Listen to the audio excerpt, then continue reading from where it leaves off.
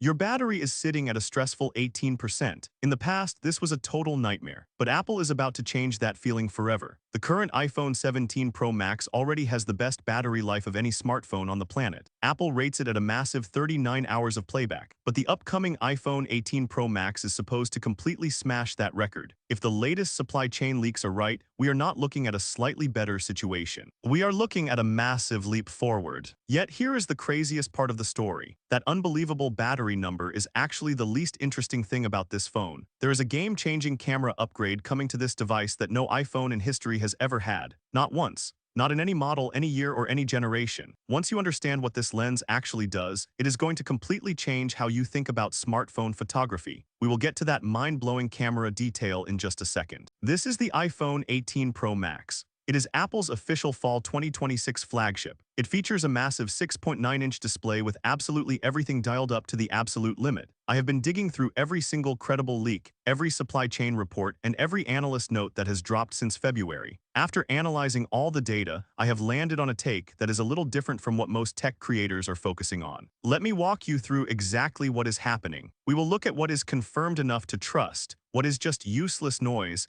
and the one specific upgrade that is genuinely being underrated by everyone right now. Let us start with that battery story, because this is where the numbers get deceptive in a very interesting way. A reliable supply chain source recently reported that the iPhone 18 Pro Max battery is finally moving into the 5,000 range. Specifically, the leaks point to around 5,000 mAh for the version sold in China, and anywhere from 5,100 to 5,200 mAh for the international models. Now, before you dismiss that and think it sounds like barely any change, you are technically right about the physical size. The capacity increase alone is modest, representing a tiny 2% bump. Because of that, most of the massive runtime gain is not actually coming from a physically bigger battery cell. Instead, the real magic comes from the brand new technology powering the phone. TSMC's highly anticipated 2nm manufacturing process is finally here. This is the exact node that the upcoming A20 Pro chip is built on. This next generation process is targeting 10% to 15% better performance at the exact same power draw. Or, if you look at the number that truly matters for your daily life, it delivers 25% to 30% lower power consumption at the exact same performance level. If you pick that second option,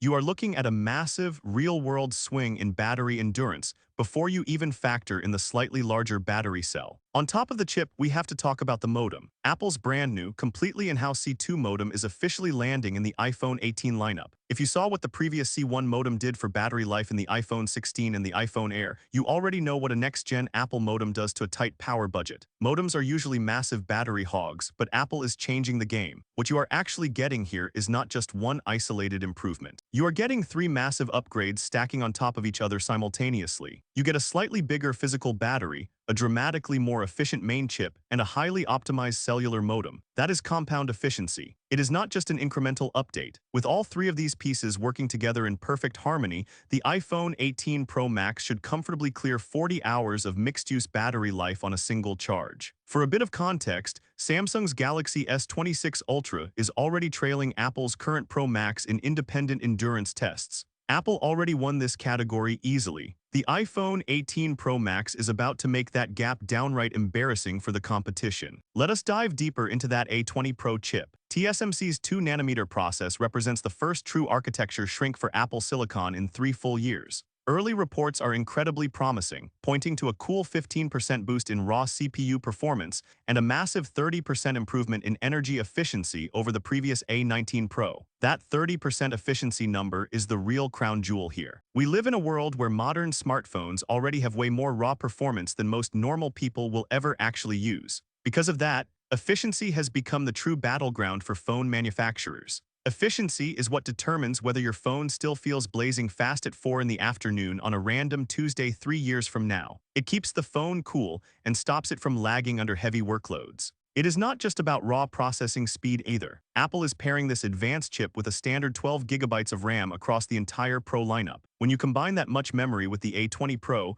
you are looking at a device built specifically to carry the next 2 to 3 years of advanced, on-device Apple Intelligence features. Here is the simple truth about on-device artificial intelligence. It is only as good as the physical silicon chip running it. Every single time Apple adds a cool new AI feature that works instantly and locally without ever pinging an outside server, that is your phone's chip doing the heavy lifting. The A20 Pro is being engineered from the ground up to handle the next generation of those heavy AI tasks. The performance gain is definitely nice to see on a chart, but the efficiency gain is what you will actually feel every single day. Now let us get to the absolute biggest feature of this entire phone. This is the game-changing upgrade I promised we would come back to. I am talking about a variable aperture lens. For anyone who might not know, a variable aperture lens is a physical camera lens that can open and close its blades to manually control exactly how much light enters the camera sensor. It works almost exactly like your own eye adjusting when you walk from a bright sunny day into a dark room. This feature gives you real, physical hardware control over your depth of field and your low light performance,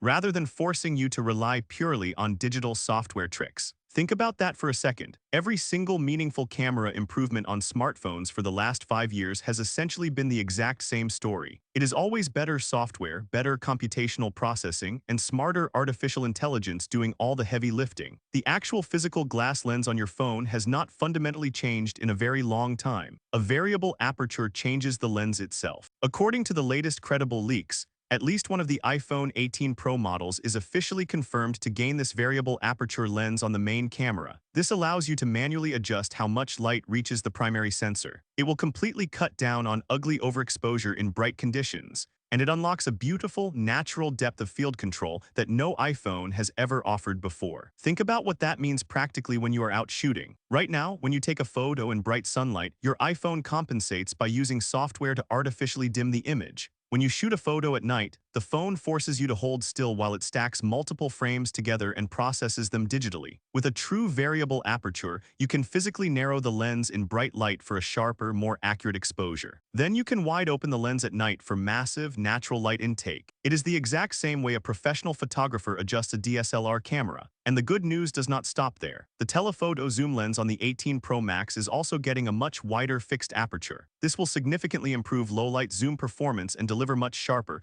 more detailed shots when you are zooming in from far away. The entire optical system is moving forward together. This is the absolute most important upgrade on the entire device if you actually use your phone to shoot real content, rather than just trying to impress your friends with numbers on a spec sheet. When it comes to the overall design look, it is an iPhone Pro Max. There are no radical, earth-shattering design overhauls coming to the shape this year, but there are a few subtle refinements that are definitely worth your attention. First, the dynamic island is finally shrinking. It is reportedly dropping from around 20.76mm on the current iPhone 17 Pro Max down to approximately 13.49mm on the 18 Pro Max. That is a size reduction of about 35%. That is a massive difference that will be genuinely noticeable in your daily scrolling and media consumption. The rear design is also getting a premium tweak. Apple has reportedly updated its back glass manufacturing process to minimize the awkward color difference between the matte back glass and the polished aluminum frame. This gives the entire phone a much more unified, seamless appearance like it was carved out of a single piece of material. Color-wise,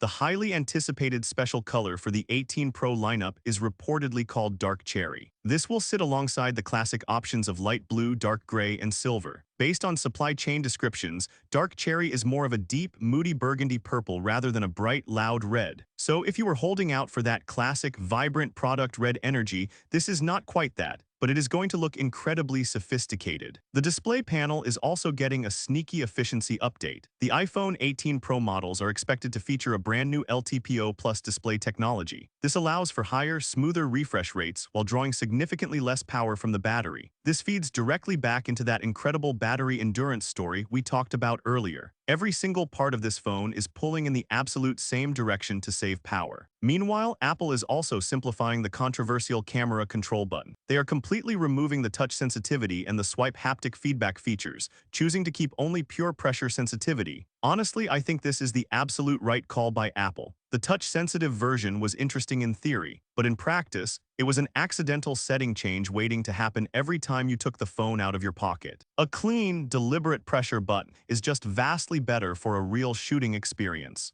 As for the release date, we are looking at September 2026. That part is obviously not a surprise as Apple sticks to its schedule. You can confidently expect an official announcement in the second week of September, with pre-orders opening that exact Friday and the first wave of devices shipping out to customers a week later. The official on-sale date is currently tracking as either September 18th or September 25th, with September 18th looking like the most likely candidate. But here is the part that actually is a massive surprise. Apple is reportedly only releasing its high-end premium models in September this year. That means the September launch will only feature the iPhone 18 Pro, the Pro Max, the highly rumored new foldable iPhone, and possibly an updated ultra-thin iPhone Air. The standard base model iPhone 18 is reportedly being delayed all the way until spring 2027. So, if you have been on the fence about saving some cash and buying the base model, you are going to be waiting quite a long time. When it comes to pricing, the iPhone 18 Pro Max is fully expected to hold steady at $1,199 for the entry-level storage tier. However, if you need a lot of space, you should be prepared. For the higher storage configurations, specifically 512 gigabytes and above, pricing is very likely going up to help Apple absorb rising chip manufacturing costs.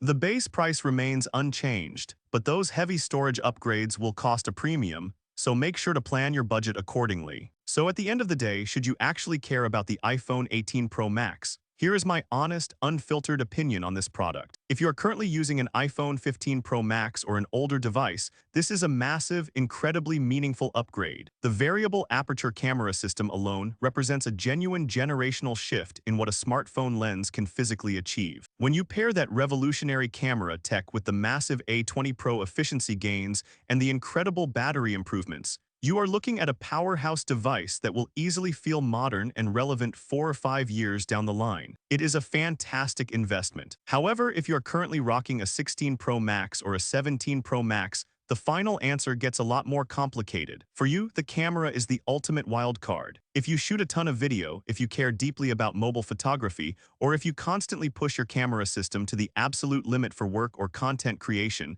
this variable aperture system is a valid, real reason to upgrade immediately. But if you do not fit into that heavy creator category, almost everything else here is iterative. If you are not a heavy shooter, your current phone is more than fine. But here is the final thing that absolutely nobody else is saying out loud right now. The most interesting story in Apple's fall 2026 lineup might not actually be the iPhone 18 Pro Max at all. The brand new foldable iPhone, which is rumored to be around 5.5 inches when closed and a massive 7.8 inches when opened, is scheduled to land at the exact same time. On top of that, the foldable's battery is expected to clear 5,500 milliamp hours. That would make it the largest capacity of any iPhone ever made in history, and larger than any rival foldable currently on the market. It is going to compete for the exact same premium budget. I am already planning to cover the ultimate head-to-head showdown between the Pro Max and the foldable as soon as the leaked information is solid enough to trust. If you are planning to spend north of $1,200 this fall, you should absolutely know what both of these options bring to the table before you make your final decision. So tell me, are you a Pro Max loyalist through and through, or are you actually tempted to make the switch to the Fold? Drop your thoughts in the comments below because I read every single one of them. If you liked the video, subscribe to the channel, share the video with your friends, and hit the bell icon so you never miss another deep dive into the future of tech.